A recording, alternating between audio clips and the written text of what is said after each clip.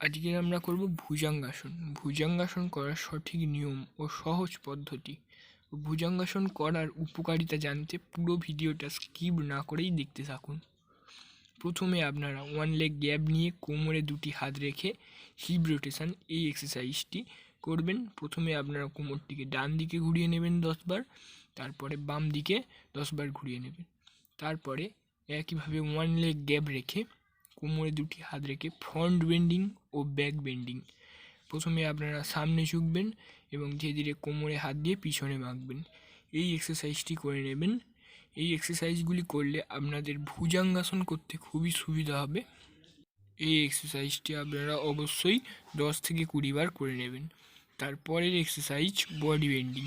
একইভাবে সোজা হয়ে দাঁড়িয়ে হাত দুটি ওপরে তুলে ধীরে ধীরে সামনে এনে মাটিতে ঠেকাবেন এবং ধীরে ধীরে পিছনের দিকে বাঁকার চেষ্টা করবেন এবং হাত দুটি কানের সোজায় রাখার চেষ্টা করবেন। পিছনে বাঁকার সময় যতটা বাঁকতে পারবেন ধীরে ধীরে পিছনে বাঁকবেন।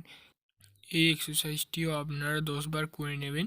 যাতে ভিডিওটা বেশি বড় না হয়, আমরা অল্প করে দেখিয়ে দিচ্ছি। সব এক্সারসাইজগুলি করার পরে এবারে আমরা করব ভুজঙ্গাসন। প্রথমে আপনারা উপুর হয়ে শুয়ে পড়বেন এবং দাড়ি বুক মাটিতে ঠেকিয়ে রাখবেন।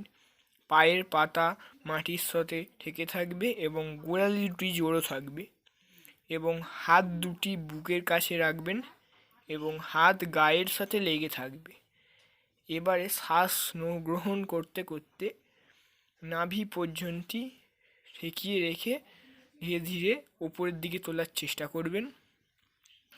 ধীরে ধীরে শ্বাস ছাড়তে ছাড়তে আবার নিচে নেমে পড়বেন।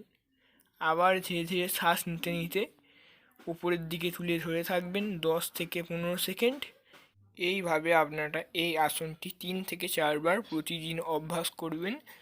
এই আসনটি সকল বয়সের ছেলে মেয়েরা অভ্যাস করতে পারে।